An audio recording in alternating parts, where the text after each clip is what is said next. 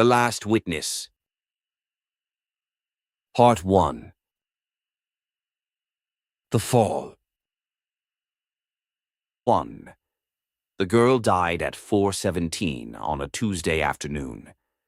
Detective Frank Calder heard the time later, during the autopsy, when the medical examiner said it aloud like she was reading a train schedule. Lividity fixed, core temperature consistent with death occurring approximately 16 hours prior, 17 after 4 in the morning, the hour when the city held its breath. Calder had been awake at 4:17 a.m. He was always awake at 4:17.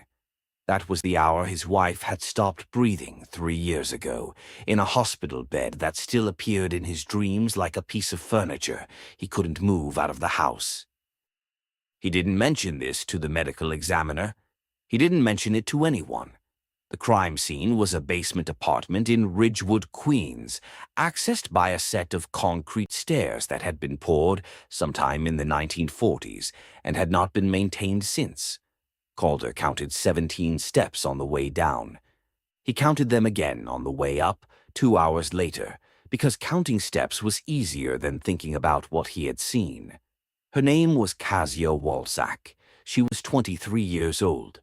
She had come to New York from Krakow 2 years ago with a nursing degree that this country refused to recognize, and a dream that had curdled somewhere along the way. She worked double shifts at a diner in Maspeth and sent half her paycheck to a mother who had not spoken to her in 11 months. The official cause of death would be strangulation. The unofficial cause, Calder thought as he stood in the doorway of her apartment and looked at the small square of light from the basement window, was that she had trusted someone she should not have trusted. The apartment was 800 square feet of misfortune. A hot plate, a futon, a stack of paperback romance novels with covers that had been rubbed soft by repeated reading, a photograph on the refrigerator of a young woman who was not Kasia. Calder would learn later that it was her younger sister, still in Krakow, still waiting for the money that would bring her here. The photograph bothered him more than the body he could process. He had been doing this for 22 years. He had seen men who had been shot, women who had been stabbed, children who had been shaken until their brains bled. He had learned to compartmentalize, to build walls inside himself, to become a machine that processed information and produced conclusions. But the photograph on the refrigerator, the sister still waiting, still believing, that was a wound he could not close. "Detective," the voice came from behind him. Officer Teresa Okonkwo, 26 years old, 3 years on the job, still young enough to be horrified by what she saw and old enough to pretend she wasn't. "What do you have?" "Landlord called it in. He lives on the first floor. Said he hadn't seen her in 2 days, which wasn't unusual because she worked nights, but he smelled something when he came down to check the boiler." "Smelled what?" "Deodorizer. The kind you spray after something dies." Calder turned from the photograph. "He sprayed the apartment before he called it in." "No, he says he didn't. He says the smell was there when he opened the door," which meant someone else had been here, someone who knew Kasia was dead, someone who had tried to cover the scent before the body was found. "Where's the landlord now?" "Upstairs. He's not going anywhere. He's been crying for 40 minutes. Calder nodded. He walked through the apartment, stepping over the evidence markers that Okonkwo had placed with careful precision. The body was on the futon, covered now with a white sheet that did nothing to hide its shape. He did not lift the sheet. He had seen her face when he arrived, the bruising around her throat, the burst blood vessels in her eyes. He did not need to see it again. He looked at the door. No signs of forced entry. The lock was a cheap deadbolt that could be opened with a credit card or a firm shoulder. The window was small, too small for an adult to pass through. She had let him in, or she had not had time to lock the door behind her. She knew him, Calder said. Okonkwo nodded. No signs of a struggle beyond the immediate area of the futon. She was sitting down when he started. Maybe watching TV. Maybe talking to him. The television? Off. But the remote was on the floor, near her hand, like she dropped it. Calder filed that away. The remote on the floor, the deodorizer, the photograph on the refrigerator. He had learned over 22 years that the small things were the ones that mattered. The big things, the weapon, the motive, the opportunity, those were what juries wanted to hear. But the small things were what solved cases, the way a victim arranged her shoes, the brand of coffee in her cabinet, the last song she played on her phone, the photograph on the refrigerator.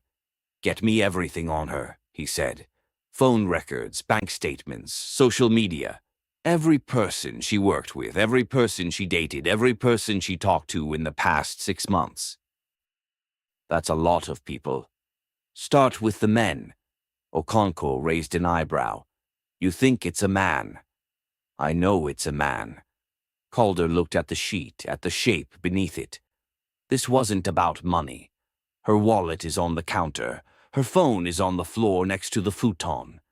Her laptop is open on the kitchen table. Nothing was taken." Then what was it about? Calder thought about the photograph on the refrigerator. The sister still waiting. It was about her, he said. It was always about her. Chapter 2. The precinct house on Myrtle Avenue was a building that had been designed by someone who hated windows and loved fluorescent lighting. Calder had worked there for 14 years, ever since he made detective, and he still could not find his way to the break room without getting lost. He sat at his desk at 9:47 p.m., the autopsy report open on his computer screen, a cup of coffee growing cold at his elbow. The coffee was from the bodega on the corner, the same bodega where he had bought coffee every morning for 14 years.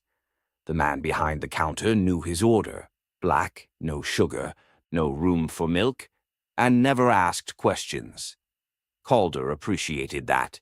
The autopsy report told him what he already knew. Kasia Walczak had been strangled by hands that were larger than average. The bruising pattern suggested a right-handed attacker who had stood behind her while she was seated. There was no sexual assault. There were no defensive wounds on her hands, which meant the attack had been sudden, overwhelming, over before she had time to fight. She had been dead within 2 minutes. Calder closed the report and opened the file Okonkwo had compiled. Phone records first. Kasia had made 3 calls in the week before her death. 1 to a dentist's office in Greenpoint. 1 to a Polish grocery store on Fresh Pond Road. 1 to a number that was not in service. He wrote down the disconnected number and circled it. Bank statements. She had a checking account with a balance of $847.32. She deposited cash every Friday between $400 and $600, which tracked with her tips from the diner. No large withdrawals, no unusual deposits, no evidence of a secret life funded by secret money. Social media. She had a Facebook account that she used primarily to share photos of food and inspirational quotes in Polish. She had an Instagram account with 200 followers, mostly other Polish immigrants in Queens. She had no TikTok, no Snapchat, no Twitter. She was, Calder thought, exactly the kind of person who came to this country to work and save and send money home, and then, maybe, if she was lucky, to build something that resembled a life. Now she was on a metal table in the basement of the city morgue, and her sister was still waiting for a phone call that would never come. Calder stood up. He walked to the board at the front of the detective squad room, the one where they pinned photographs and evidence and the 1,000 small threads that would eventually become a rope. He pinned Kasia's photo in the center, the one from her driver's license. She was not smiling. Polish driver's licenses did not require smiles. He pinned the photograph of the apartment, the futon, the window, the refrigerator. He pinned the photograph of the sister, the one he had found on Kasia's refrigerator. He had asked his contact at the Polish consulate to identify her. Her name was Natalia. She was 19 years old. She worked in a shoe factory in Krakow, and she had not heard from her sister in 6 days. Calder looked at the board. 2 photographs stared back at him. One of the dead, one of the living. He did not know it yet, but those 2 photographs would become the center of everything. They would pull him into a current that would threaten to drown him.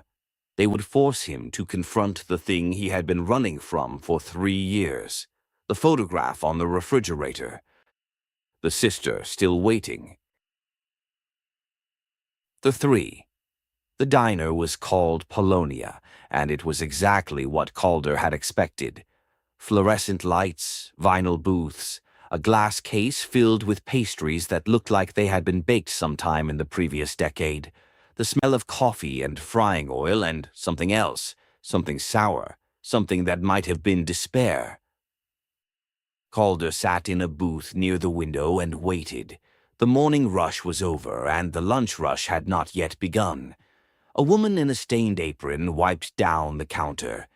2 men in construction vests argued quietly in Polish at a table near the kitchen. The television above the register played a news channel with the sound turned off. The manager came out from the back. His name was Marek Nowak, 52 years old, with the kind of face that had been handsome once and was now just tired. He had hired Kasia 18 months ago, he said, and he had not seen anything unusual in the days before her death. She was a good worker, Nowak said, sliding into the booth across from Calder. Quiet, reliable, she never complained. Did she have any problems with customers? Anyone who made her uncomfortable? Nowak shook his head. This is a family place. We don't get trouble. Everyone gets trouble. Not here. Calder let the silence stretch. It was a technique he had learned early in his career. The pause, the empty space, the moment when people felt the need to fill the void with something true. Nowak looked at the window, at the television, at the 2 men in construction vests. There was a man, he said finally. He came in sometimes, sat at the counter, talked to her. Talked about what? I don't know, I don't speak Polish, but she seemed nervous. After he left. You get a name? No, but he was tall. Big hands, he wore a suit. In a diner in Maspeth. Nowak shrugged. He said he was a lawyer, or something like that. He gave her his card once. I saw it. Calder felt the current begin to move. What happened to the card? She threw it away. I saw her. She threw it in the trash, and then she went to the bathroom, and she was in there for a long time. And the man? Did he come back? Twice, maybe 3 times, always when she was working, always sat at the counter, always tried to talk to her when no one else was around. Calder pulled out his phone. He opened a photo of the board, of the evidence, of the 1,000 small threads. He showed Nowak the photograph of the disconnected number, the one Kasia had called a week before she died. Do you recognize this number? Nowak looked at it. His face went pale. That's his, he said, the man in the suit. That's the number he gave her. Calder stood up. Thank you, Mr. Nowak. You've been very helpful. Detective. Nowak's voice cracked. What happened to her? The police, they don't tell us anything. She was murdered, Mr. Nowak, and I'm going to find out who did it. He walked out of the diner and into the gray light of a Queen's afternoon. The disconnected number was burning a hole in his pocket. He had called it 3 times already, and 3 times he had heard the same recording. The number you have dialed is not in service. But numbers, Calder knew, were never really disconnected. They left traces. They left trails. They led to other numbers, other names, other faces. He called Okonkwo. I need a trace on a number. It's disconnected, but there's got to be a billing history, an account, something. I'll put in the request. It'll take a few days. We don't have a few days." "Then what do you want me to do, detective?" Calder thought about the man in the suit, the man with the big hands, the man who had made Kasia Walczak nervous enough to throw away his card and hide in the bathroom. "I want you to find out every lawyer in this city who's been to a Polish diner in Maspeth in the past 6 months. That's a long list. Then get started." He hung up and walked to his car. It was a 2019 Ford sedan, unmarked, with a coffee stain on the passenger seat that had been there for 2 years. He sat in the driver's seat and did not start the engine. He thought about his wife. He thought about the hospital bed.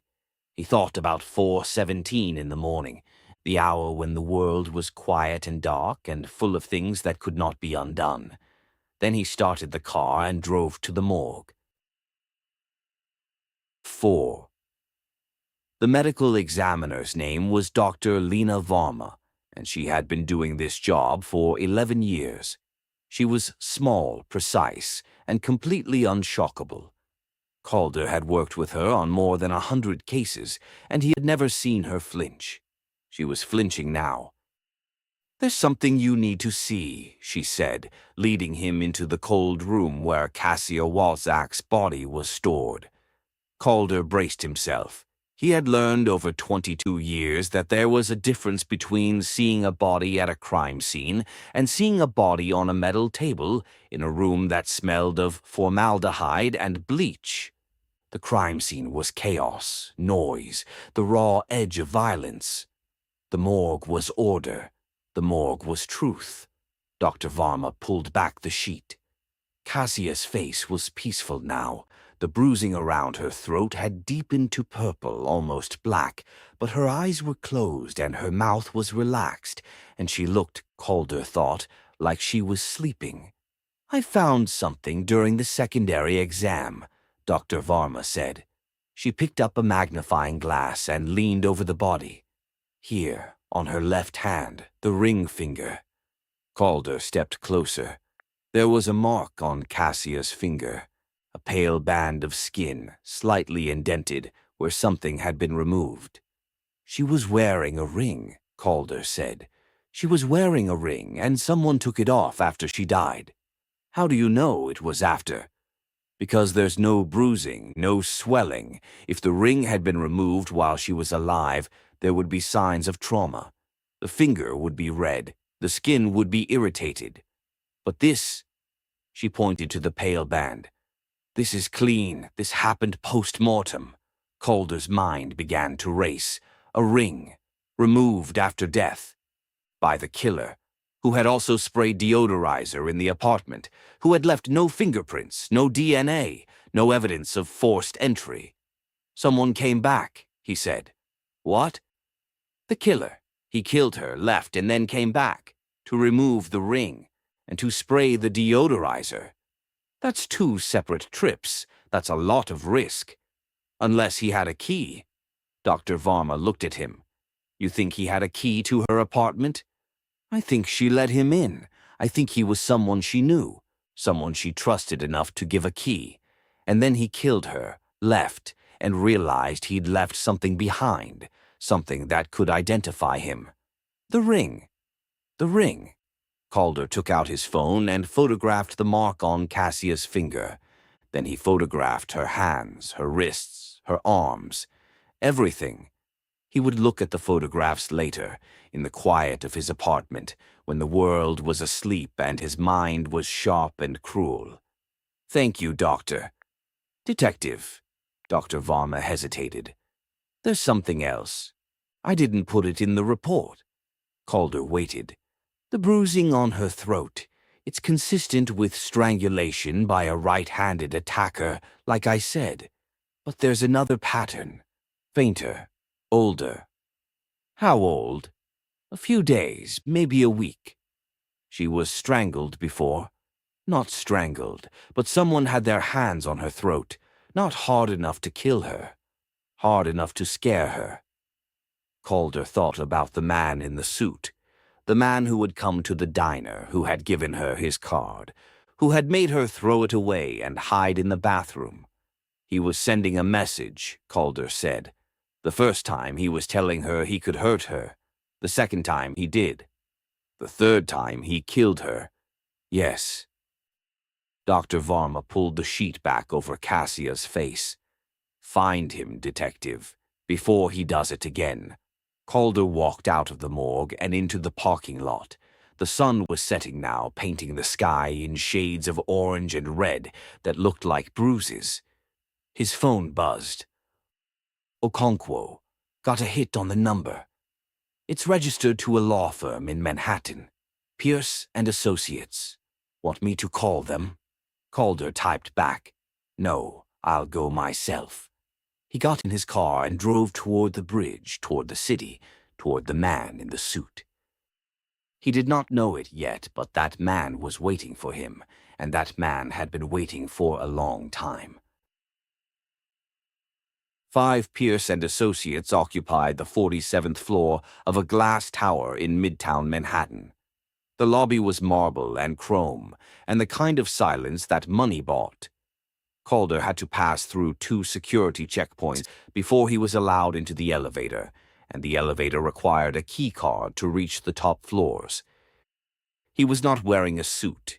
He was wearing the same blazer he had worn for 3 days, a button-down shirt that had been white sometime in the previous decade, and shoes that had walked through the blood of a dozen crime scenes.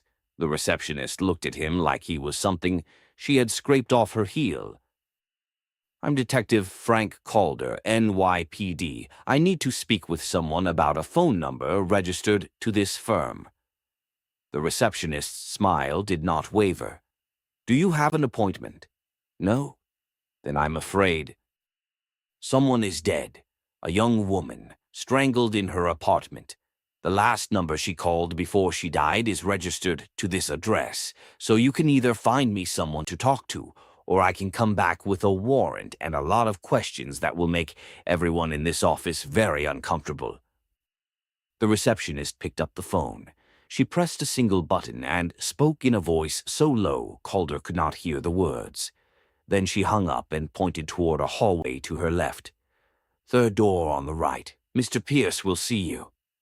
The hallway was lined with photographs, awards, certificates, a picture of a man shaking hands with a mayor who had since gone to prison, another picture of the same man shaking hands with a governor who had since gone to prison. Calder wondered if there was a pattern. The third door on the right was open. The man behind the desk was 70 years old, give or take, with silver hair and the kind of tan that came from spending winters somewhere that was not New York. His suit was charcoal gray, his tie was burgundy silk, and his hands were folded on the desk in front of him. His hands were large, very large. Detective Calder, he said. Please, sit. Calder did not sit. I need to ask you about a phone number. 212-555-0192. It's registered to this firm. Mr. Pierce's smile was the smile of a man who had been asked difficult questions before. That number is registered to a former employee. He left our firm approximately 3 months ago. What was his name? Julian Cross. He was one of our junior partners. And where is Julian Cross now? I don't know. He didn't leave a forwarding address. He didn't give notice. He simply stopped coming to work one day. We assumed he'd taken another position. Did you report him missing? He wasn't missing, Detective. He was gone. There's a difference. Calder pulled out his phone. He showed Mr. Pierce the photograph of Kasia Walczak. Do you recognize this woman? Mr. Pierce studied the photograph. His expression did not change. No. She was found strangled in her apartment 3 days ago. Julian Cross's phone number was the last number she called before she died. I'm sorry to hear that, but I don't see how it's relevant to our firm. Did Julian Cross have any connection to the Polish community? Any clients from Poland? Any cases involving Polish immigrants? Mr. Pierce was quiet for a long time. Then he stood up and walked to the window. The city spread out below him, a grid of light and shadow, of power and powerlessness. Julian was a complicated man, he said. Brilliant, driven, but there was something off about him. The way he looked at people, the way he talked about certain things. What things? Justice. He was obsessed with justice. Not the kind we practice here, the kind that involves rules and procedures and the rule of law. He was interested in a different kind of justice, a darker kind. Calder felt the current pull him deeper. Did he ever talk about killing someone? No. He talked about punishing someone, about making them pay. He never said who or why or for what, but he talked about it all the time, in meetings, at lunch, in his office with the door closed, to himself. And no one thought to report this? He was a junior partner at one of the most prestigious firms in the city. He billed 3,000 hours a year. He brought in clients worth millions. As long as he was profitable, no one cared what he said. Mr. Pierce turned from the window. His face was pale now, the tan fading like a mask being removed. He kept something in his office, Mr. Pierce said. A photograph. He kept it in his desk drawer. I saw it once, by accident. What was it a photograph of? A woman, not this woman. He gestured to Calder's phone. A different woman, older. He said she was his sister. He said she had been murdered, and the man who killed her had never been caught. He said he had been waiting for 15 years to find him, and when he did, he was going to make him suffer. Calder's blood went cold. Where is his office now? Still there. We haven't cleared it out. We were waiting for him to come back for his things. Take me there. Mr. Pierce led him down another hallway, past more photographs, more awards, more evidence of a life built on billable hours and moral compromise. The door at the end of the hallway was marked with a brass nameplate, Julian Cross. The office was smaller than Calder had expected. A desk, a bookshelf, a window that faced north, toward the park, toward the part of the city where the wealthy lived and the poor died, and no one ever asked why. Calder opened the desk drawer. Inside was a photograph, a woman, 40 years old maybe, dark hair, dark eyes, a scar on her chin, the kind you got from falling down as a child and never quite healing. She looked nothing like Kasia Walczak. But she looked, Calder realized with a start, exactly like the photograph on the refrigerator. The sister, the one who was waiting. Natalia. Chat. Calder sat in his car for a long time. The photograph of Julian Cross's sister was on the passenger seat. He had taken it from the desk drawer over Mr. Pierce's objections, and he had not yet decided whether it was evidence or something else entirely, something more personal, something that connected this case to a darkness that ran deeper than a single murder. He called Okonkwo. I need everything on Julian Cross, born where, went to school where, worked where, and I need his sister's name. She's dead, murdered, 15 years ago, maybe longer. The case was never solved. You think Cross killed Kasia Walczak because he was looking for his sister's killer? I think Cross killed Kasia Walczak because he's been looking for someone for 15 years, and he's not going to stop until he finds them. Kasia was just practice. That's terrifying. Terrifying is what I do. Calder hung up. He looked at the photograph again. The woman, Julian Cross's sister, stared back at him with the kind of emptiness that came from being dead and forgotten and reduced to a 4x6 glossy. He wondered if anyone had mourned her. He wondered if anyone had looked for her killer. He wondered if anyone had cared. Then he started the car and drove to Queens. The basement apartment on Grove Street was still sealed with crime scene tape. Calder ducked under it and walked down the 17 steps, counting each one, feeling the temperature drop as he descended into the dark. The futon was gone. The evidence markers were gone. The apartment had been stripped of everything that had made it Kasia's, the photographs, the books, the small tokens of a life that had ended too soon. But the refrigerator was still there. Calder opened it. Inside, a carton of milk, expired. A container of leftover pierogies, growing fur, a jar of pickles, half full.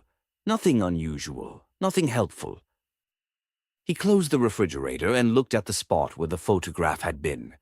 The one of Natalia, the sister, still waiting.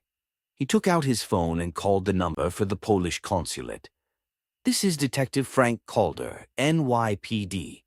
I need to speak with someone about a Polish national. Her name is Kasia Walczak. She lives in Krakow. Her sister was murdered here 3 days ago." A pause, then, "One moment, please." Calder waited. The fluorescent light above him buzzed and flickered. The walls of the basement apartment seemed to press inward, like the city itself was trying to crush this small space, this small life, this small tragedy.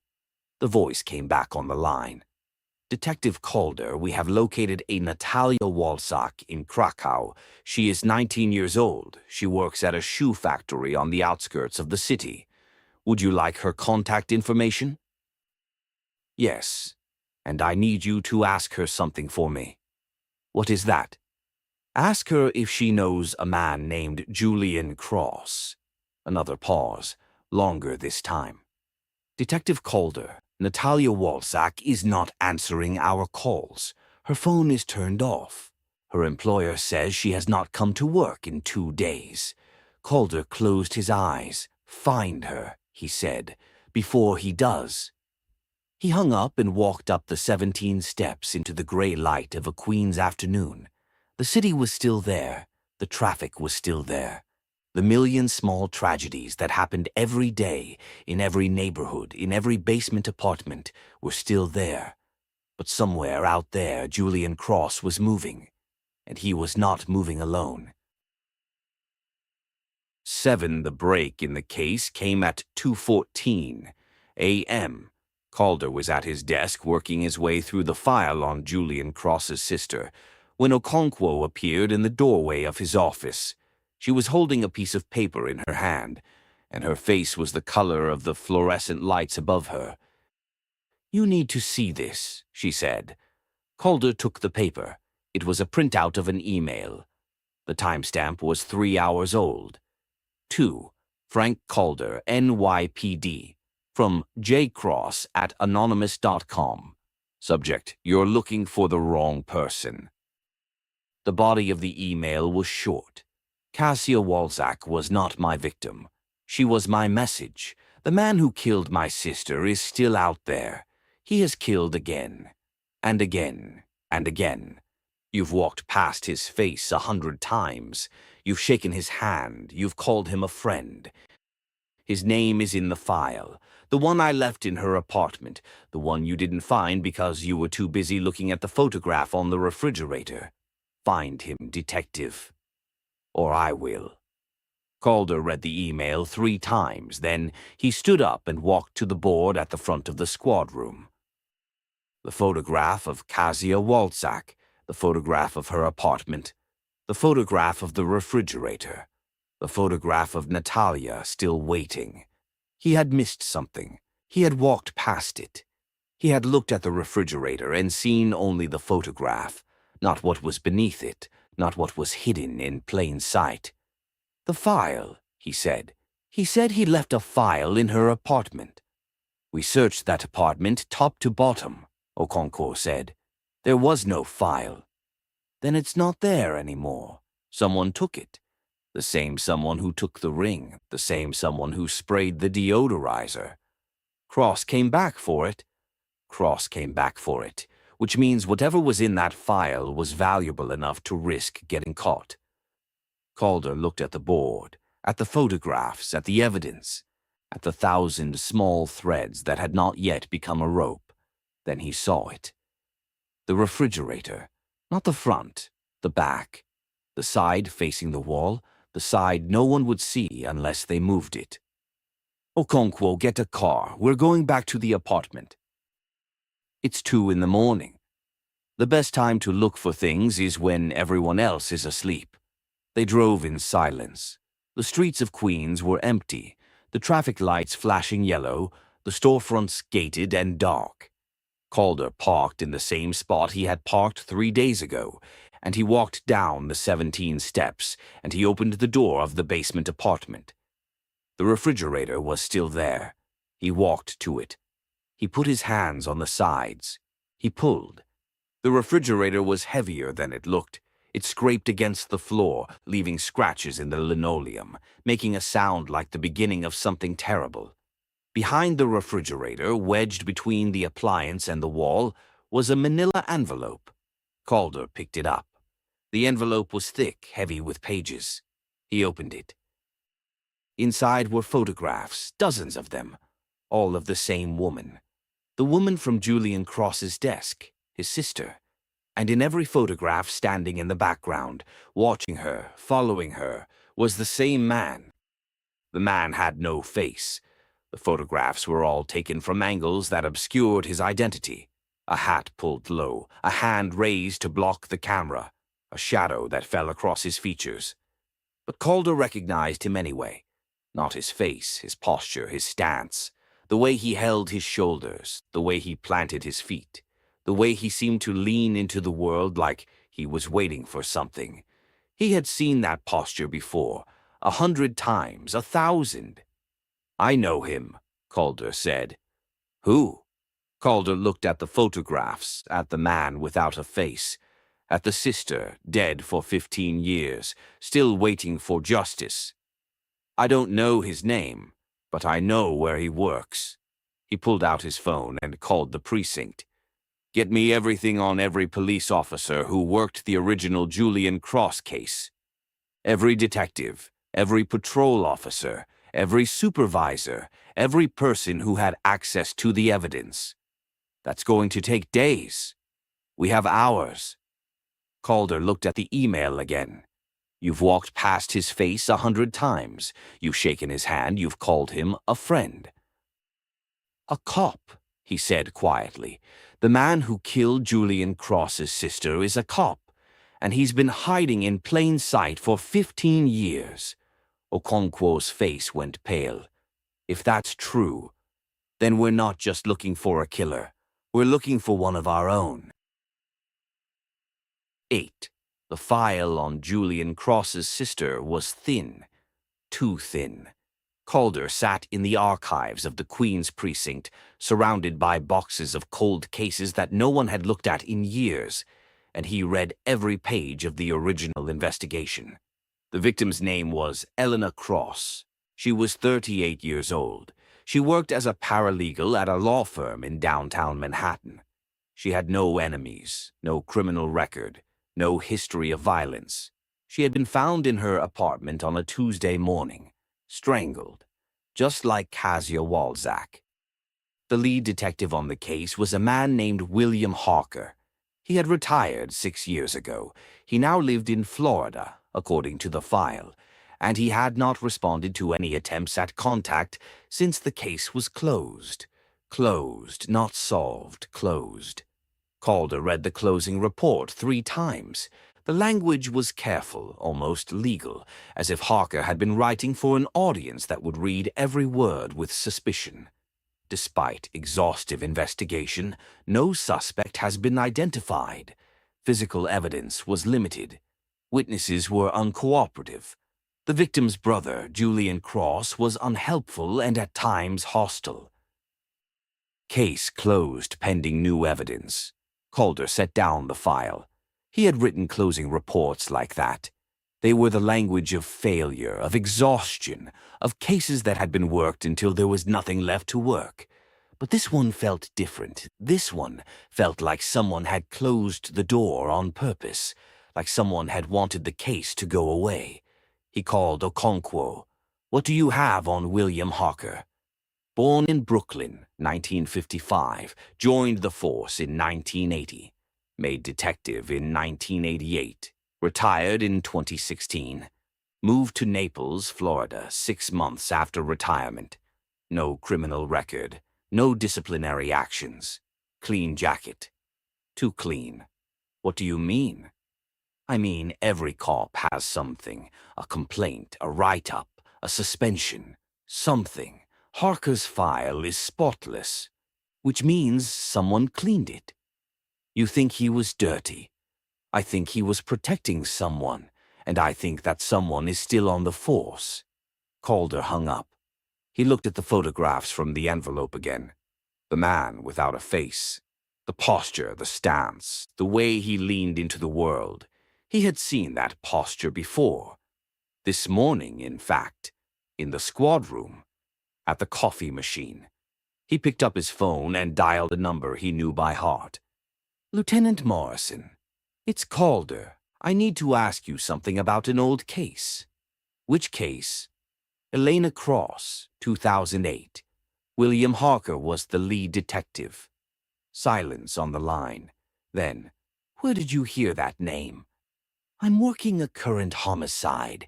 The victim's name is Kasia Walczak. Her killer left a file in her apartment with photographs of Elena Cross. He says the same person killed both women, and he says that person is a cop. More silence. Longer this time. Frank, I need you to listen to me very carefully, Morrison said. William Harker was my partner. Calder felt the floor drop out from under him. Harker and I worked the Cross case together. We closed it because we had no choice. The evidence was gone. The witnesses had disappeared. And someone was threatening our families if we didn't stop asking questions. Who?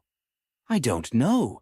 But Harker did. He knew who it was, and he spent the last 8 years of his career trying to prove it. What happened to him? He died, Frank, 6 months after he retired. Heart attack in his sleep. His wife found him. Did you believe it was a heart attack? Morrison was quiet for a long time. When he spoke again, his voice was barely a whisper. No, I didn't, and neither did Julian Cross. 9. The flight to Naples, Florida, left LaGuardia at 7 a.m. Calder sat in a window seat, staring at the clouds, trying to piece together a puzzle that had been 15 years in the making. Julian Cross had spent more than a decade searching for his sister's killer. He had become a lawyer, a junior partner at a prestigious firm, a man with resources and connections and the kind of patience that came from obsession. And along the way he had found something. Something that had led him to Kasia Walczak, something that had made him kill her. Not for revenge, for attention. He had killed Kasia to force the NYPD to look at the Cross case again. He had left the file in her apartment, the photographs, the evidence that someone had tried to destroy. He had sent the email to Calder because he knew that Calder would not stop until he found the truth. The question was, why Calder? Why not someone else? Why not a reporter, a journalist, a federal agent? The answer came to him somewhere over North Carolina when the clouds broke and he could see the coast stretching out below like a map of somewhere he had never been. Julian Cross had chosen Calder because Calder had lost someone too. The thought settled into his chest like a cold hand. Calder had never met Julian Cross, had never spoken to him, never seen his face, never known he existed until 3 days ago. And yet Cross had been watching him, studying him, learning the shape of his grief and the depth of his guilt, because that was what connected them. Not the work, not the city, not even the dead. The loss. Calder's wife had died 3 years ago. Cancer. A slow, grinding, humiliating death that had stripped her of everything, her hair, her strength, her voice, before finally taking her at 4:17 on a Tuesday morning. Calder had been holding her hand. He had felt the exact moment when her fingers went from warm to cold, from present to absent, from his wife to a body. He had not let go for 6 hours. The nurses had to pry his fingers open one by one. Julian Cross had held his sister's hand, too. Not at the hospital, she had been dead before anyone found her, but in his imagination, in his nightmares, in the 15 years of mornings when he woke up and reached for the phone to call her and remembered again that there was no one on the other end. They were the same, Calder realized. He and Julian Cross, two men shaped by loss, hollowed out by it, driven by it. The only difference was what they had done with the hollow place. Calder had become a detective. He had buried himself in other people's tragedies, so he wouldn't have to look at his own. Julian Cross had become something else, something darker, something that was still taking shape, even now, even as Calder flew toward Florida to dig up a grave that someone had tried very hard to keep closed. The plane landed at 10:43 a.m. Calder rented a car at the airport, a white sedan that smelled like air freshener and desperation, and drove north along the coast toward Naples, toward the retirement community where William Harker had spent his final months. The community was called Paradise Cove, which Calder thought was the kind of name people gave to places where they went to die. The streets were lined with palm trees and golf carts. The houses were all beige, all single-story, all with the same mailbox and the same driveway and the same small patch of grass that someone paid a service to mow. Harker's house was at the end of a cul-de-sac. It looked exactly like the others, except for the for sale sign planted in the front yard. Calder parked the car and walked to the front door. The lock was a standard deadbolt, the kind that opened with a key or a credit card or a firm shoulder. He chose the doorbell. No answer. He rang again. A neighbor appeared from the house next door, a woman in her 70s wearing a visor and an expression of mild suspicion. "Can I help you?" "Detective Frank Calder, NYPD. I'm looking for information about the previous owner of this house, William Harker." The woman's suspicion deepened. "Bill's been dead 2 years." "I know, I'm sorry for your loss. Did you know him well?" "We played bridge, Tuesdays and Thursdays. He was a good player, quiet, never talked about himself. Did he ever mention his work, his time as a detective?" The woman shook her head. "He said he left that life behind, said New York was full of ghosts and he didn't want to haunt them anymore." Something about the phrasing caught Calder's attention. He said he didn't want to haunt them, or he didn't want them to haunt him. The woman thought about it. Both, I think. He was running from something. You could see it in his eyes, the way he looked over his shoulder, the way he jumped when the phone rang. Did he have any visitors? Anyone from New York? Once, a few months before he died, a man came to see him, young, 40 maybe, dressed in a suit that cost more than my car. They sat on the porch for an hour, talking. Bill looked sick afterward, white as a sheet. Did you hear what they talked about? I heard Bill say, "I can't help you. I couldn't help her then, and I can't help you now." And the other man said, "You can, you just won't." Calder pulled out his phone and showed her the photograph of Julian Cross, the one he had printed from the law firm's website. Was this the man? The woman studied the photograph. Her face softened. Yes, that's him. He looked sadder in person, like he was carrying something heavy. He was, Calder said. "Thank you for your time." He walked back to his car, but he did not get in. He stood on the sidewalk, looking at Harker's house, at the for sale sign, at the palm trees swaying in the breeze. Harker had known something. He had known who killed Elena Cross. He had known why the evidence had disappeared, why the witnesses had gone silent, why the case had been closed. And he had brought that knowledge to Florida, where he had hoped it would die with him. But Julian Cross had found him. Julian Cross had asked him for the truth, and Harker, Calder suspected, had finally given it, which meant someone had killed Harker to keep him quiet. A heart attack, Morrison had said. In his sleep, his wife found him. Calder had seen enough fake heart attacks to know they looked exactly like real ones. No autopsy could tell the difference unless you knew what to look for, and no one in Naples, Florida had been looking. He got back in the car and drove to the local police department. The Naples Police Department was a low building made of stucco and Spanish tile, designed to look like something other than what it was. Calder walked into the lobby, showed his badge, and asked to see the file on William Harker's death. The officer at the front desk was named Deputy Miller. He was young, eager, and clearly bored. He disappeared into the back for 10 minutes and returned with a thin folder.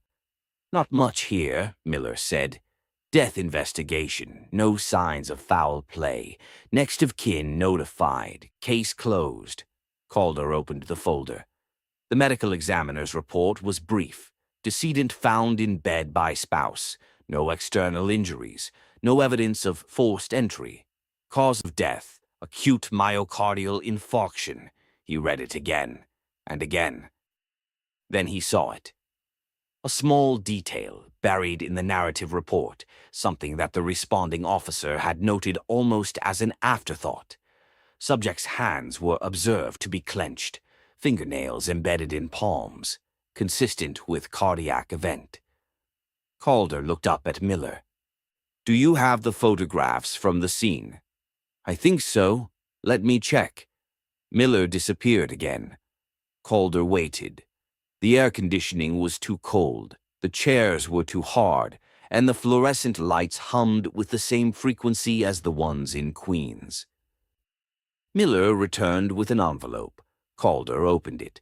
The photographs were grainy, poorly lit, taken by someone who had not expected anyone to look at them closely. The bedroom, the bed, William Harker's body lying on his back, his face frozen in an expression that was not peaceful. His hands. Calder zoomed in on the photograph. Harker's hands were clenched, yes. His fingernails had indeed dug into his palms. But that was not what caught Calder's attention. What caught his attention was the bruising on Harker's wrists. Faint, almost invisible. The kind of bruising that came from being held down. "Someone was in that room with him," Calder said. "Someone held his arms while he died." Miller's face went pale. "You think he was murdered?" "I think someone made sure he couldn't fight back, and I think that same someone knew exactly how to make it look like a heart attack." Calder stood up. He pulled out his phone and called Okonkwo. "I need you to pull the death certificate for William Harker, and I need you to find out which medical examiner signed off on the autopsy, and I need you to find out if that medical examiner has any connection to the NYPD. You think someone on the force killed Harker? I think someone on the force has been cleaning up loose ends for 15 years, and I think they're not going to stop until Julian Cross is dead." He hung up and walked out of the police department and into the Florida sun. The heat hit him like a wall, thick and wet and suffocating. Somewhere in the air-conditioned dock of a hotel room or a rental car or a private plane, Julian Cross was still moving, still hunting, still looking for the man who had killed his sister, and Calder was running out of time to find him first. 10:10. The flight back to New York was delayed by 3 hours. Calder spent the time in the airport bar, nursing a single glass of whiskey that he did not drink, watching the television above the counter play a loop of breaking news he did not absorb. His phone buzzed every few minutes with updates from Okonkwo. Phone records, bank statements, the 1,000 small pieces of the puzzle that were slowly coming together. Julian Cross had resigned from Pierce and Associates 3 months ago. That much was true.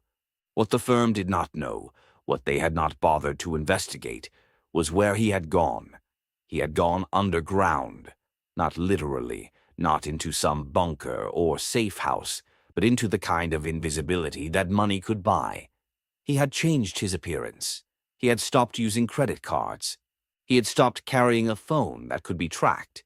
He had become a ghost, but ghosts, Calder knew, still needed to eat, still needed to sleep, still needed to move through the world in ways that left traces. The traces were small: a cash withdrawal at an ATM in Brooklyn, a hotel room booked under a false name in Manhattan, a rental car returned with 300 extra miles on the odometer. Cross had been moving, watching, waiting, and now, Calder suspected, he was ready to act. The plane finally boarded at 6 p.m. Calder took his seat, buckled his seatbelt, and closed his eyes. He did not sleep.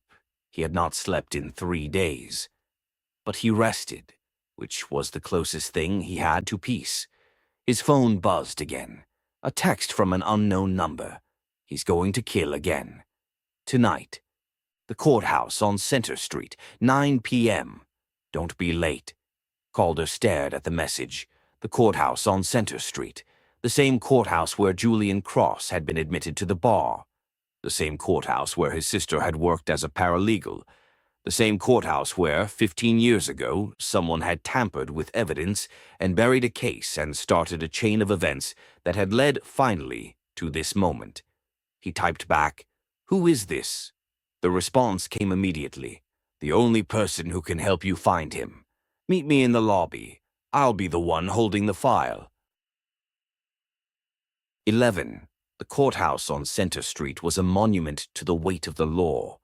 Built in the 1930s, it had the kind of architecture that was designed to make you feel like justice was something larger than yourself, something permanent, something that would outlast the people who passed through its doors. Calder had testified here a dozen times. He had watched guilty men walk free and innocent men go to prison. He had learned over 22 years that the courthouse was not a place where truth was discovered. It was a place where truth was negotiated. He arrived at 8:30 p.m., 30 minutes early, because that was the kind of detective he was. The lobby was empty except for a security guard who was watching a small television behind the desk. Calder showed his badge and walked past the metal detectors without being stopped. He found a bench near the elevator banks and sat down to wait. At 8:47, a woman walked through the revolving doors. She was in her 50s, dressed in a navy pantsuit that had been expensive once and was now just worn. Her hair was gray, pulled back in a bun so tight it stretched the skin at her temples. Her face was lined, tired, but her eyes were sharp, the eyes of someone who had seen too much and forgotten nothing. She was holding a manila file folder. "Detective Calder," she said, sitting down on the bench next to him. "Thank you for coming. Who are you?" "My name is Margaret Harker. William Harker was my husband." Calder felt the air leave his lungs. "Your husband died 2 years ago." "My husband was murdered 2 years ago. There's a difference." "You're the one who's been texting me." "I'm the one who's been trying to get someone to listen for 15 years. She set the file on her lap, but she did not open it. "My husband was not a bad man. He was a weak man. There's a difference, too." "What did he do?" Margaret Harker looked at the elevators, at the marble floors, at the bronze plaques on the walls that listed the names of judges who had come and gone. "He worked the Elena Cross case. He and his partner, a man named Robert Morrison." Calder's blood went cold. Morrison was his partner. Morrison was his partner, and Morrison was the one who told him to close the case. Morrison was the one who made the evidence disappear. Morrison was the one who threatened to ruin my husband's career if he didn't play along. Morrison is my lieutenant. I know who Morrison is, Detective. I've known for 15 years, and I've been waiting for someone to finally ask the right questions. Margaret opened the file. Inside were photographs, documents, handwritten notes that Calder recognized as her husband's handwriting. "The night Elena Cross was murdered," she said, Someone called the precinct and reported a disturbance at her apartment. The call came from a payphone on the corner, but the responding officers didn't arrive for 45 minutes. 45 minutes is a long time. 45 minutes is an eternity. Long enough for someone to clean up a crime scene. Long enough for someone to remove evidence. Long enough for someone to make sure that the case would never be solved. Who made the call? Margaret pulled out a photograph. It was grainy, blown up from a security camera, but Calder could make out the shape of a man standing at a payphone on a dark street. The man's face was obscured, but his posture, the way he held his shoulders, the way he leaned into the phone, was unmistakable. Calder had seen that posture 1,000 times. Robert Morrison. My husband knew, Margaret said quietly. He knew that Morrison had called in the disturbance. He knew that Morrison had delayed the response. He knew that Morrison had been inside Elena's apartment before the body was even cold, but he couldn't prove it. And by the time he had enough evidence, Morrison had already threatened to kill us both. So he ran. He ran. He moved to Florida. He changed his name. He tried to disappear.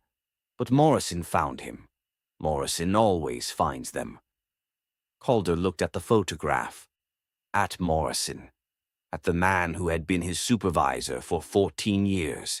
The man who had signed his performance reviews, approved his vacation time, recommended him for promotion.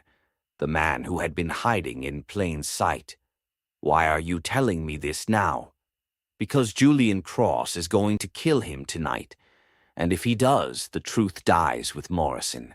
All the evidence, all the connections, all the names, it all dies. And my husband's death will have been for nothing. Margaret closed the file and pressed it into Calder's hands. You have 3 hours, detective. Find Morrison before Cross does. Or watch everything burn. She stood up and walked toward the revolving doors. The security guard didn't look up from his television. Calver sat alone on the bench, holding the file, feeling the weight of 15 years of lies pressing down on his chest. Then he stood up and ran. 12. Robert Morrison lived in a brownstone in Park Slope, Brooklyn, that he had bought 30 years ago for a price that now seemed like a typo. The street was quiet, tree-lined, the kind of street where children played and dogs walked, and no one ever locked their doors. Calder had been here before. Dinner parties, holiday gatherings, the kind of social obligations that came with being part of a detective squad. He had sat in Morrison's living room, eaten Morrison's food, drunk Morrison's whiskey, and called Morrison a friend. He parked his car around the corner and approached the brownstone on foot. The lights were on. Through the front window, Calder could see Morrison sitting in his favorite armchair, a glass of something dark in his hand, the television flickering in the corner. He was alone. His wife had died 5 years ago, cancer like Calder's, and his children had moved to the West Coast and never looked back. Calder rang the bell. Morrison did not get up. Calder rang again. Harder this time, longer. The front door opened. Morrison stood in the doorway, dressed in sweatpants and a Harvard sweatshirt, his face unreadable. "Frank," he said, "it's late. We need to talk." "About what?" "About Elena Cross, about William Harker, about the call you made from the payphone on the night she was murdered." Morrison's expression did not change, but something behind his eyes shifted. A door closing, a wall going up. "You'd better come in." Calder stepped inside. The house smelled the same as it always had. Lemon polish, old books, the faint undertone of whiskey. He had always found it comforting. Now it felt like a tomb. Morrison led him to the living room. They sat across from each other, separated by a coffee table that held a single photograph of a woman Calder did not recognize. "Do you know who that is?" Morrison asked, nodding toward the photograph. "No, that's Elena Cross. I've kept her picture on my table for 15 years. To remind myself. Remind yourself of what? Of the man I used to be before I became someone else. Morrison set down his glass. He looked older than Calder had ever seen him, older than the man who had signed his performance reviews, older than the man who had recommended him for promotion, older than the man who had called him a friend. "I didn't kill her," Morrison said. "I need you to know that. I didn't kill Elena Cross." "But you know who did. I know who ordered it. I know who paid for it. I know who made sure the case would never be solved." Morrison leaned forward, his voice dropping to a whisper. "And I know that if I tell you his name, he will kill me. He will kill you. He will kill everyone you've ever loved. Try me." Morrison was quiet for a long time. The television flickered, the refrigerator hummed. Somewhere outside, a dog barked and was silenced. "His name is Raymond Cross," Morrison said. Calder frowned. "Cross, related to Julian?" "His father. Raymond Cross is Julian's father, and he's been running a criminal enterprise from inside the NYPD for 30 years. Calder's mind reeled. Julian Cross has been hunting his own father. Julian doesn't know. He thinks the killer is a cop. He doesn't know the cop is the man who raised him, the man who taught him how to tie his shoes, the man who took him to ball games and bought him ice cream and told him he loved him." Morrison picked up the photograph of Elena Cross. Elena found out about her father's business. She was going to go to the police, so Raymond had her killed, and he framed the investigation so that no one would ever look at him. You helped him. I was young, I was scared. I was promised a promotion if I looked the other way." Morrison's voice cracked. "I've spent 15 years trying to make up for it, trying to find a way to bring him down without getting killed. And Julian? Julian is the key. He's been gathering evidence for years. He's been building a case, and tonight he's going to confront his father at the courthouse, the same courthouse where Elena used to work." Calder stood up. "We have to stop him." "No, we have to help him." Morrison stood too. His hands were shaking. "I have the evidence, the real evidence, the files, the recordings, the witness statements. Everything I've been hiding for 15 years. It's in my safe. I'll give it to you. But you have to promise me something." "What?"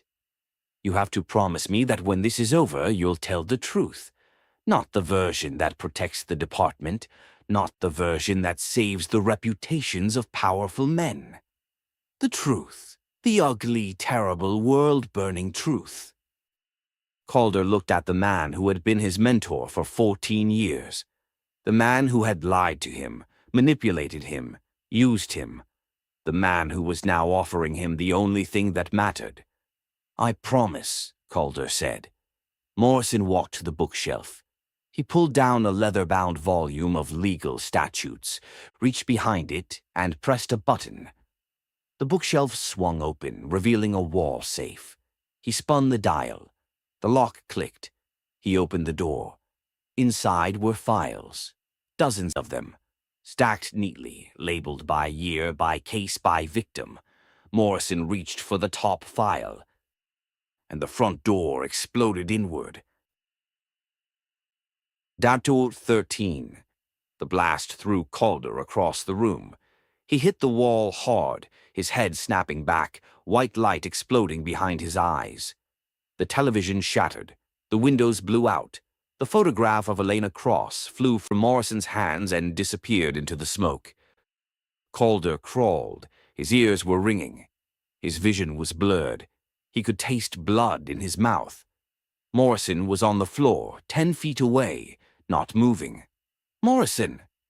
Calder crawled toward him. "Morrison!" The older man's eyes fluttered open. His face was covered in blood, a gash on his forehead, another on his cheek. But he was alive. "The files!" Morrison gasped. "Get the files!" Calder turned. The safe was still open. The files were still inside. He crawled toward the safe. A figure appeared in the hole where the front door used to be. Tall, broad. dressed in black with a hood pulled low over his face. Julian Cross. He was holding a gun. "Don't," Calder said. Cross stepped over the debris. He walked past Calder, past Morrison, past the shattered television and the broken windows. He stopped in front of the safe. "You lied to me," Cross said. His voice was calm, too calm.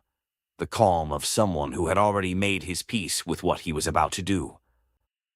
"I lied to protect you," Morrison said. "You lied to protect yourself. My father paid you. He gave you a promotion. He made you a lieutenant. And you let him walk free for 15 years. Morrison tried to push himself up. His arms gave way. He collapsed back to the floor. "Your father is going to die tonight," Cross said. "But first I wanted you to see. I wanted you to know that someone finally had the courage to do what you couldn't." Cross reached into the safe and pulled out the top file. He held it up, let it catch the light from the burning curtains. "Elena Cross," he read from the label. "My sister, dead 15 years. Case never solved." He looked at Morrison. "Until tonight." He tucked the file under his arm and turned to leave. "Julian," Calder said. Cross stopped. "Your father is at the courthouse. He's waiting for you. He knows you're coming." "Good. He's not alone. He has people, police, federal agents, people who owe him favors." Cross turned back. For the first time, Calder saw his face beneath the hood.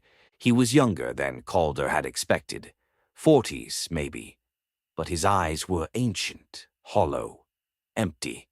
"Let them come," Cross said. "I've been waiting 15 years for this. I'm not going to let a few guns stop me." He walked out of the house and disappeared into the smoke. Calder struggled to his feet. His head was pounding. His vision was swimming. But he could still move. He could still fight. He looked down at Morrison. "Can you walk?" "I don't know." "You're going to have to, because we're going to the courthouse. And you're going to testify."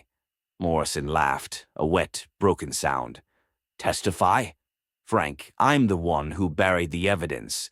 I'm the one who let a murderer walk free. I'm not a witness. I'm an accomplice." "Then you're going to confess. And you're going to do it in front of every camera, every reporter, every person who ever believed in the justice system. Because that's the only way this ends. Not with a gun. With the truth." Morrison looked at him for a long time. Then he reached up and Calder pulled him to his feet. "Help me with the files," Morrison said. "All of them. We're going to need every one." They carried the files out of the burning house through the smoke into the street where neighbors were gathering in bathrobes and slippers, their faces lit by the orange glow of the fire. Calder loaded the files into his car. Morrison got into the passenger seat. His hands were still shaking, but his eyes were clear. "Center Street," Morrison said. "Drive." Calder drove. 14. The courthouse on Center Street was surrounded by police cruisers. Calder counted 12 as he approached, maybe more. Their lights were off, their engines were running, and their officers were standing in clusters near the steps, talking into radios, waiting for something. Waiting for Julian Cross. Calder parked half a block away. He and Morrison got out of the car, carrying the files between them. "He's already inside," Morrison said. "Look." On the steps of the courthouse, a single figure stood silhouetted against the bronze doors. Tall, broad, dressed in black. Julian Cross. He was not moving. He was not hiding. He was standing in plain sight, waiting for his father to come out. Calder walked toward him. Morrison followed. "Julian," Calder said when he was close enough to be heard, "this isn't the way." "Then what is the way?" Cross didn't turn around. "Tell me, detective, what is the way? Because I've tried everything else. I've tried the police. I've tried the courts. I've tried the media. No one would listen. No one would help. So now I'm doing what I should have done 15 years ago. Killing him won't bring her back. I know, but it will stop him from killing anyone else. Cross turned. His face was calm, but his hands were shaking. The gun was in his right hand, held low against his thigh. "Your father is inside," Morrison said. "He's been inside for an hour. He's waiting for you." "Then let's not keep him waiting." Cross started up the steps. Calder grabbed his arm. "Listen to me," Calder said. "I know what it's like to lose someone. I know what it's like to wake up every morning and reach for them and find nothing. I know what it's like to want to burn the world down because the world took something from you that it can never give back." Cross did not pull away. "But killing him won't fix that hole inside you. It won't bring your sister back. It won't make the pain stop. It will just make you a killer. And then you'll be just like him." Cross's eyes filled with tears. He blinked them away. "You don't understand," he said. "You can't understand." "I understand more than you think." Calder released his arm. "My wife died 3 years ago. Cancer. I held her hand while she took her last breath. And for a long time I wanted to die too. I wanted to find someone to blame, someone to punish. But there was no one. Just the disease.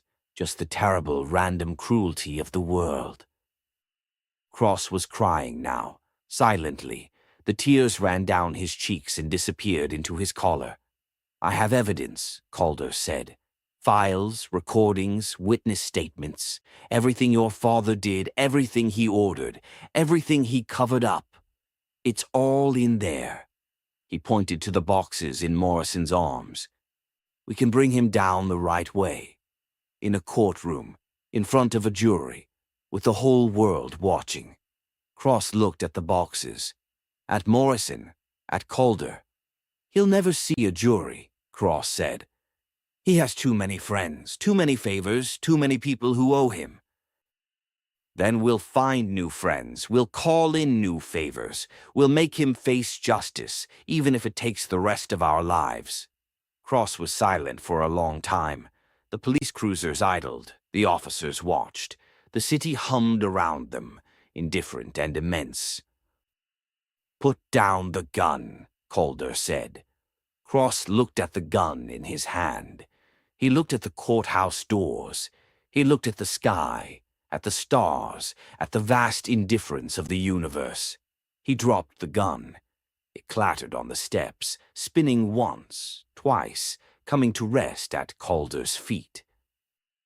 "Take me inside," Cross said. "I want to watch him fall." 15. The arrest of Raymond Cross took 17 minutes. Calder had expected a fight. He had expected violence, resistance, the kind of desperate last stand that powerful men made when they realized their power had run out. But Raymond Cross was not a fighter. He was a manipulator. And when he saw the files, the evidence, the witnesses, when he saw his son standing in the doorway of his office, alive, unharmed, unbroken, he simply sat down at his desk and put his head in his hands. "I want a lawyer," he said. "You'll get one," Calder said. "But first you're going to listen." He read Raymond Cross his rights. He placed him in handcuffs. He walked him out of the courthouse, past the police cruisers, past the gathering crowd, past the cameras that Rachel Okafor had summoned with a single post on her platform. Margaret Harker was waiting at the bottom of the steps. She held a photograph of her husband in her hands. William Harker, the weak man, the man who had run, the man who had finally, in the end, told the truth. Raymond Cross looked at the photograph. He looked at Margaret. He looked at his son. Then he looked at Calder. "You think this is over," Cross said. "It's not over. It will never be over. There are people who depend on me, people who will burn this city to the ground to keep their secrets safe." "Let them try," Calder said. He put Raymond Cross into the back of a police cruiser and closed the door. Epilogue: 6 months later, the trial lasted 4 weeks. The verdict came back on a Thursday afternoon. 5 Pierce and associates occupied the 47th floor of a glass tower in Midtown Manhattan. The lobby was marble and chrome, and the kind of silence that money bought. Calder had to pass through 2 security checkpoints before he was allowed into the elevator, and the elevator required a key card to reach the top floors. He was not wearing a suit. He was wearing the same blazer he had worn for 3 days, a button-down shirt that had been white sometime in the previous decade, and shoes that had walked through the blood of a dozen crime scenes. The receptionist looked at him like he was something she had scraped off her heel. "I'm Detective Frank Calder, NYPD. I need to speak with someone about a phone number registered to this firm." The receptionist's smile did not waver. "Do you have an appointment?" "No." "Then I'm afraid." "Someone is dead. A young woman, strangled in her apartment. The last number she called before she died is registered to this address, so you can either find me someone to talk to, or I can come back with a warrant and a lot of questions that will make everyone in this office very uncomfortable." The receptionist picked up the phone. She pressed a single button and spoke in a voice so low Calder could not hear the words. Then she hung up and pointed toward a hallway to her left. "Third door on the right. Mr. Pierce will see you." The hallway was lined with photographs, awards, certificates, a picture of a man shaking hands with a mayor who had since gone to prison, another picture of the same man shaking hands with a governor who had since gone to prison. Calder wondered if there was a pattern. The third door on the right was open. The man behind the desk was 70 years old, give or take, with silver hair and the kind of tan that came from spending winters somewhere that was not New York. His suit was charcoal gray, his tie was burgundy silk, and his hands were folded on the desk in front of him. His hands were large, very large. "Detective Calder," he said. "Please, sit." Calder did not sit. "I need to ask you about a phone number. 212-555-0192. It's registered to this firm." Mr. Pierce's smile was the smile of a man who had been asked difficult questions before. "That number is registered to a former employee. He left our firm approximately 3 months ago." "What was his name?" "Julian Cross. He was one of our junior partners." "And where is Julian Cross now?" "I don't know. He didn't leave a forwarding address. He didn't give notice. He simply stopped coming to work one day. We assumed he'd taken another position." "Did you report him missing?" "He wasn't missing, Detective. He was gone. There's a difference." Calder pulled out his phone. He showed Mr. Pierce the photograph of Kasia Walczak. "Do you recognize this woman?" Mr. Pierce studied the photograph. His expression did not change. "No. She was found strangled in her apartment 3 days ago. Julian Cross's phone number was the last number she called before she died." "I'm sorry to hear that, but I don't see how it's relevant to our firm."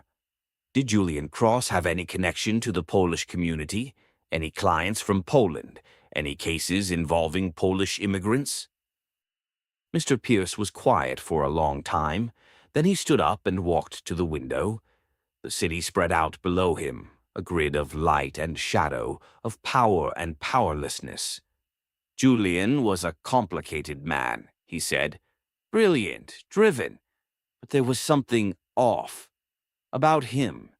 The way he looked at people, the way he talked about certain things." "What things?" "Justice. He was obsessed with justice. Not the kind we practice here, the kind that involves rules and procedures and the rule of law. He was interested in a different kind of justice, a darker kind." Calder felt the current pull him deeper. "Did he ever talk about killing someone?" "No.